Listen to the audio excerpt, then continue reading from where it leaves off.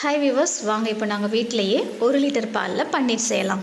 Stove on பண்ணி பாலை சூடு பண்ணுங்கள். சூடாகிற கேப்பில் 2 எலுமிச்சைப்பழம் கட் பண்ணி ஜூஸ் பண்ணி எடுத்துக்கோங்க. பால் ரொம்பவே கொதிச்சு பொங்கக்கூடாது. அதுக்கு முன்னமே லைட்டாக கொதிச்சு நுர வந்த பிறகு அந்த நேரத்தில் எலுமிச்சைப்பழ சாறை சேருங்க. சேர்த்த பிறகு அப்பப்போ கிளறி கொண்டே இருங்க. ஸ்டவ்வை மீடியம் ஃப்ளேமில் வச்சுக்கோங்க. கொஞ்ச நேரத்துக்கு பிறகு பால் திரிஞ்சு வரதை நீங்களே பார்ப்பீங்க. அந்த நேரத்தில் ஸ்டவ் ஆஃப் பண்ணிவிடுங்க. இன்னொரு பாத்திரத்தில் ஒரு ஒயிட் காட்டன் துணியால் அதை கவர் பண்ணி அந்த பாத்திரத்துக்கு திரிஞ்ச பாலை ஷிஃப்ட் பண்ணுங்கள்.